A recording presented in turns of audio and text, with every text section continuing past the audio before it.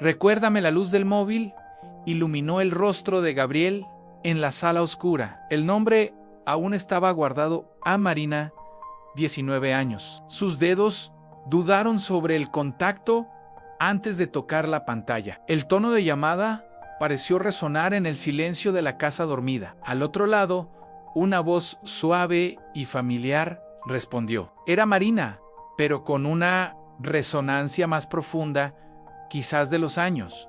«Aló», dijo una voz que le recorrió la espalda. «Hola, Marina, soy yo, Gabriel». Escuchó un pequeño suspiro, casi imperceptible.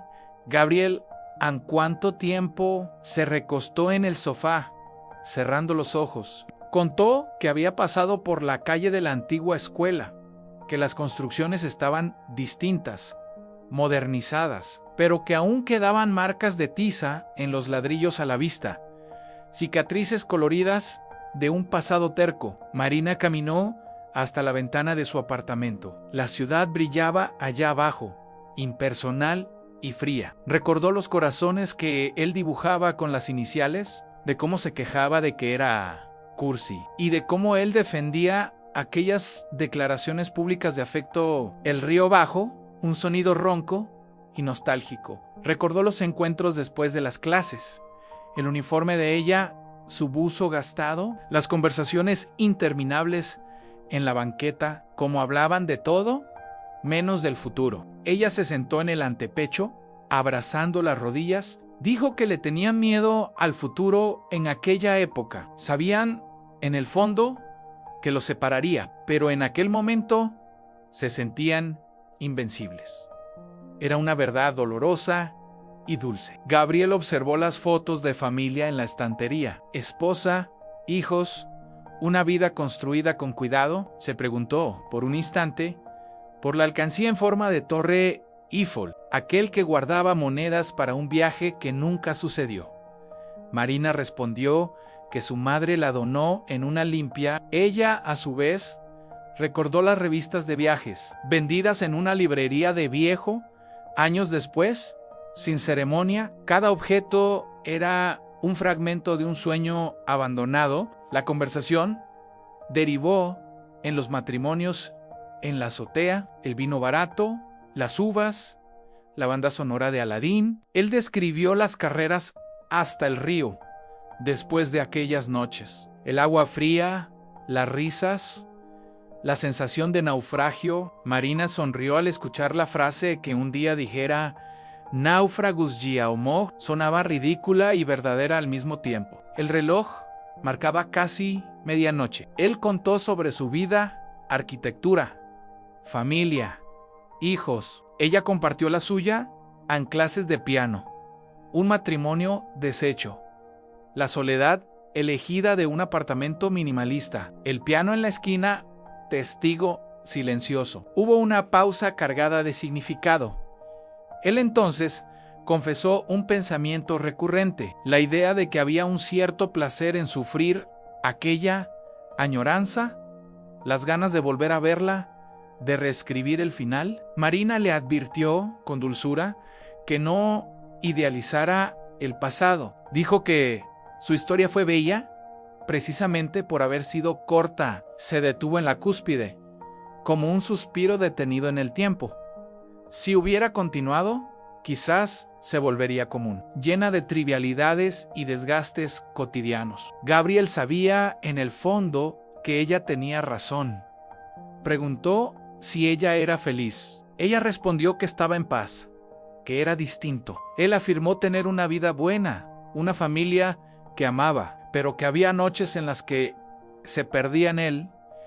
Y sí, noches de añoranza pura, sin romanticismos. Fue entonces cuando Marina ofreció un regalo: tocar para él ahí por teléfono. Él aceptó, sorprendido y conmovido. Escuchó el ruido del móvil siendo apoyado, el arrastre del taburete del piano, y entonces las primeras notas de Recuérdame llenaron el espacio.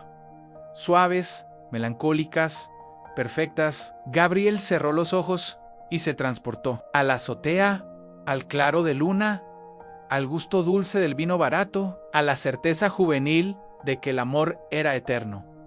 La música fluyó como un río de recuerdos. Cada nota era un retazo de aquella época. La tiza, la plaza, el río, los besos, las manos entrelazadas, las promesas susurradas, el futuro que parecía una aventura, no una amenaza. Cuando la última nota se disipó, él guardó silencio. La emoción le apretaba el pecho de hombre de 40 años. «Gracias», susurró. «De nada», respondió ella. Suave, le agradeció porque ella aún tocaba como quien cuenta una historia. Ella confirmó, estaba contando. Entonces Marina hizo una petición que la recordara con una sonrisa, como él mismo pidió en una carta nunca enviada. Él reveló que la encontró y la leyó años después. Ella confesó haberla escrito la víspera de su partida. ¿Por qué no la envió?, cuestionó él a ella. Respondió que tuvo miedo de que él se quedara. Él, a su vez, admitió tener miedo de pedirle que se quedara. Era el meollo de todo en dos miedos paralelos. Dos jóvenes protegiéndose del dolor, creando un dolor.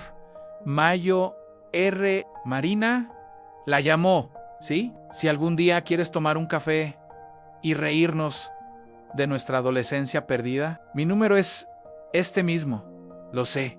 Yo tampoco lo borré, nunca. Se despidieron con un buenas noches, cargado y con un recuérdame que sonó a Clausurançau.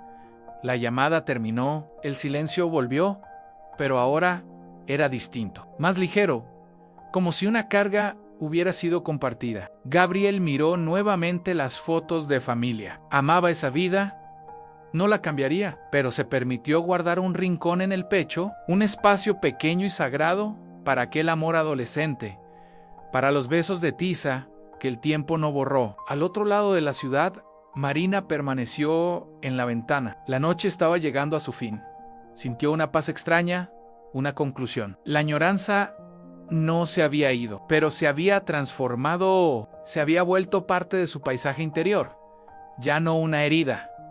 Miró sus propias manos, las mismas que un día escribieron nombres en muros, que tocaron un rostro amado con urgencia, que dijeron adiós desde dentro de un autobús. Ahora eran manos que daban clases, que tocaban piano, que construyeron una vida.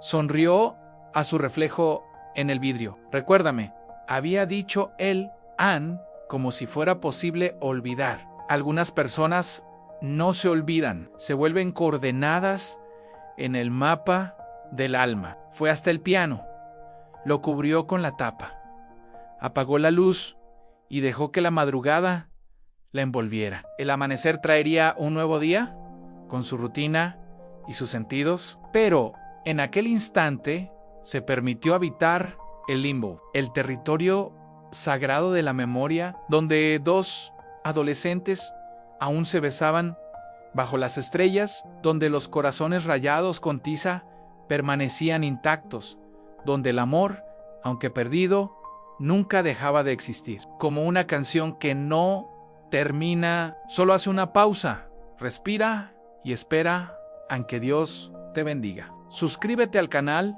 y recibe más videos como este.